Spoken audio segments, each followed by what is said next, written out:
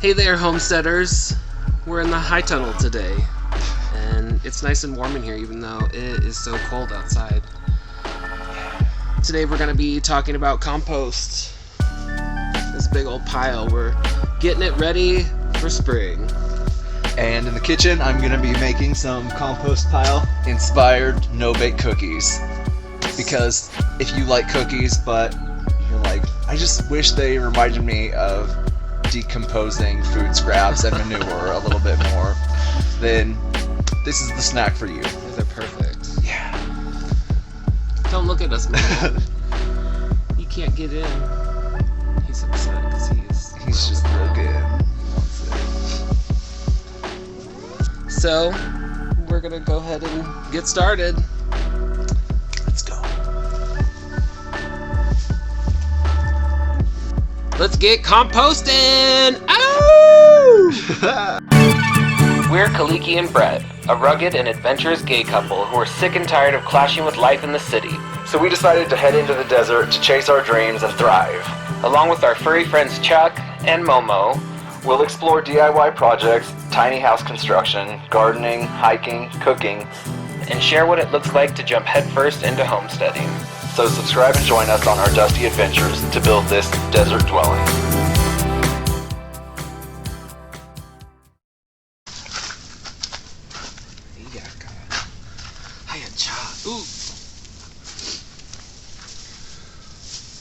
Alright, so this week we are talking about compost. This big pile that I have right here in front of me, this is something that we've had breaking down for, I think, about a year and a half now, but we weren't really active in caring for it. So a lot of it really hasn't done anything. You can see the straw that I was insulating it with is just sort of in there, not broken down. This is some cochia, I don't want that. To get this pile ready for us to use this spring, we're just keeping it in here where it stays a little bit warmer and turning it and keeping it really moist. It's maybe a little bit too wet. We watered it about a week ago and it's still pretty wet. So it's a really wonderful tool for your garden. It helps the soil so much. And it's a really easy resource to get going. What is that? So much stuff going on in here. It's alive. You can see mycelium, sort of fungal networks going on. Oh, so exciting. It's like digging in a treasure trove. Anyway, nasty. Today I'm just gonna turn it and let it break down some more.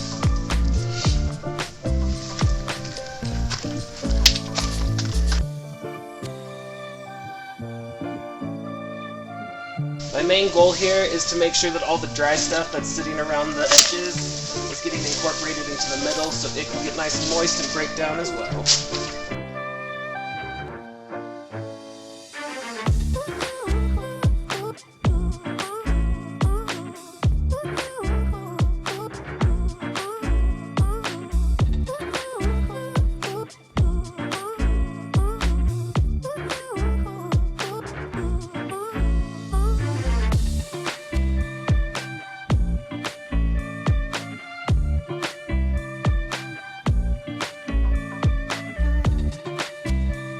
So you want to just be turning your compost pile every 7 to 10 days.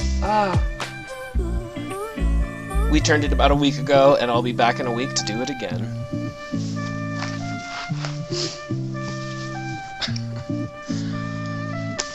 Alright, so now that I'm done with the physical labor of turning the pile behind me, I just wanted to talk to you a bit about composting in general.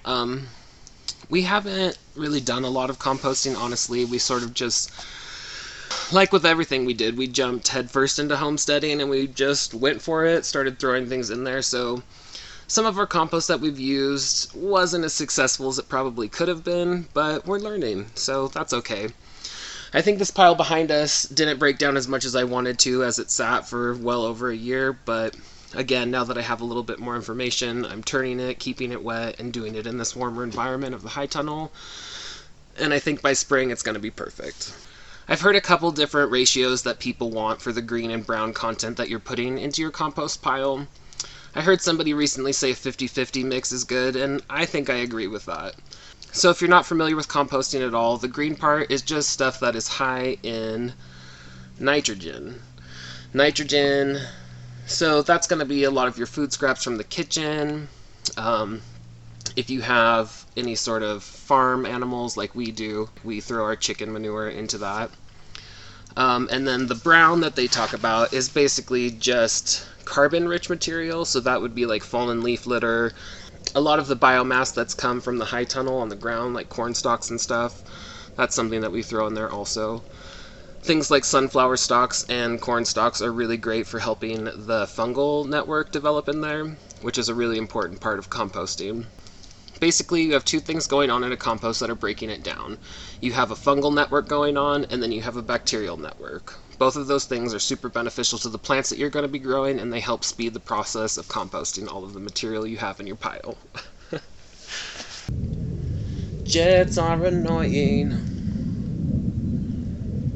What do I want to say? What else do I want to say about compost? That jet is never going away. So we have a few other piles that are breaking down that we don't keep in the high tunnel since we don't normally do it in here, but we should. Our other piles that we have outside of the high tunnel, they tend to freeze up a little bit, but we are trying to do a hot composting system, so our most recent pile is always going on the inside. When we come out and there's frost on everything, you can see the center of our pile out there is totally still wet, no ice on it, which is pretty cool. It would be kind of cool eventually if we had our hot compost system going on in here and it could help passively heat the greenhouse, because hot composting can get up to almost 200 degrees just sitting there on its own. You do have to be careful because I have heard that piles can just, what is it called? Simultaneously combust? Spontaneously combust. You do have to be careful of that, but luckily we haven't had that problem. What even is this? Oh, crazy.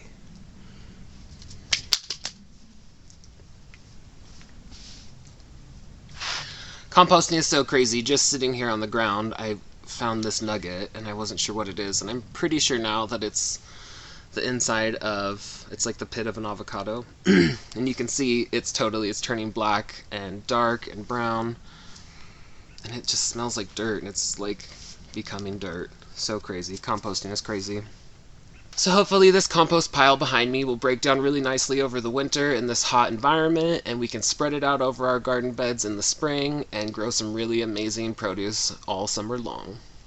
Another exciting development in the world of desert dwelling is that we recently met with one of the people from our local NRCS office and started the process of getting another high tunnel. So I'm hoping by May of this year, this upcoming year, we will be able to get another high tunnel funded and get started on that project. The high tunnel that we're going to be getting is about the same square footage, a little bit different of a layout though. It's going to be 16 feet wide by 100 feet long.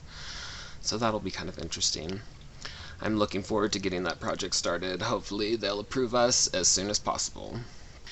Alright, well, I'm done looking at and talking about this pile of crap behind me. Let's go look at those compost pile cookies that Bret's making inside. Oh, hi, Sandy. Come on in.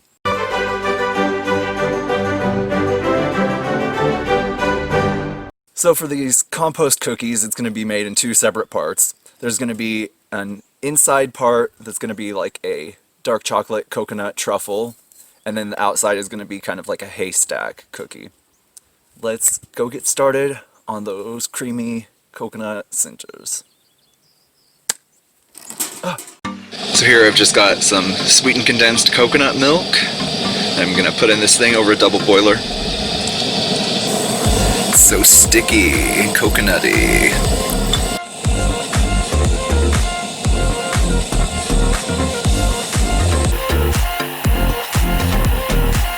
And I'm going to add in some dark chocolate chips. And just let these melt.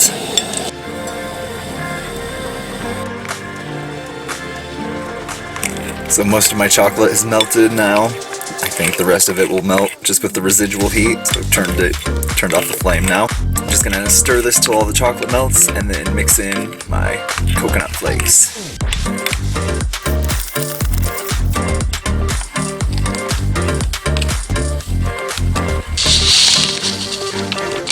It's looking like compost already. Okay, so I'm just gonna start making this into small little balls and make about 1,000,000 of them.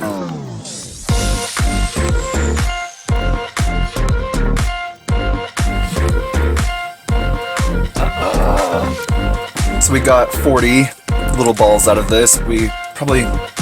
I could have gotten more. Some of them are a little bit big, but they'll be fine. Just be extra creamy, extra coconut in the middle. I'm just gonna try to press these down into balls a little bit better now that my hands are not so crazy sticky. They're already starting to firm up a little bit, which is nice. You could, at this point, just roll these in more shredded coconut and be done with it, but I like to take things to the next level, so let's go to the next level. So again, in my bowl over hot water, I'm gonna dump in white chocolate chips this time, and some creamy peanut butter, and a little bit of butter. This is mostly melted now, so I'm going to turn the heat off and let the residual heat melt the rest of it. Alright, it's all melted now, so I'm going to add in some walnut, some salted peanuts, some little fried chow mein noodles, and some raisins. And I'll just mix all of this together. Now it's time to drop this on top of our little truffly balls.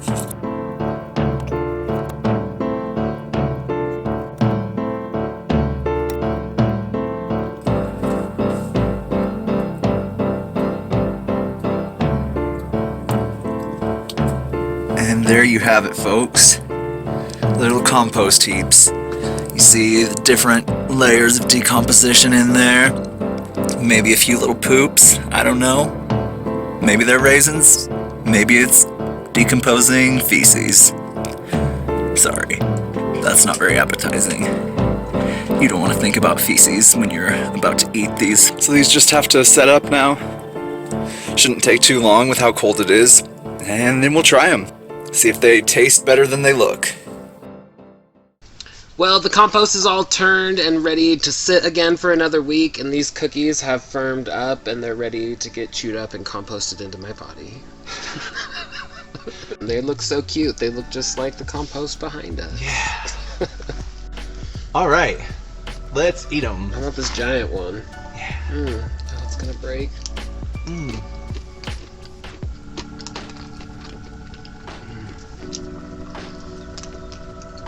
Oh gosh. Ah.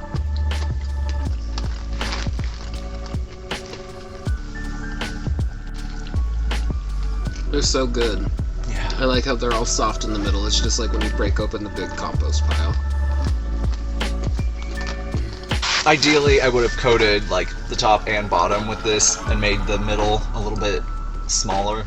Yeah, and So like it really was like encased. chopping up the chow mein noodles or crunching them up, I think would have been good too. Yeah. They're kind of big.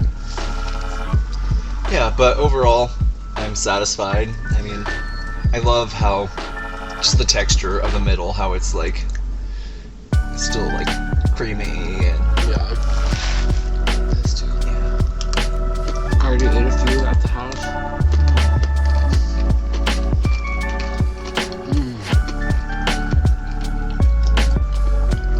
So many good textures altogether.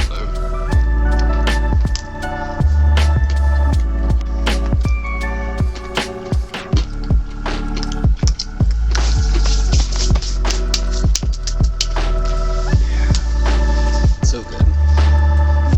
Well, we hope you enjoyed this week's episode. If you guys want to help us to keep making these videos and to see some behind the scenes footage as well as all of the recipes from Bret's Kitchen, then you should head over to our Patreon page and check it out. Don't forget to like, subscribe, and also hit the notification bell so you don't miss the next episode of Desert Dwelling. and we'll see you next Tuesday. Bye! That's the end of it? Yeah. Compost everything. Throw the plate in the Compost the compost. plate.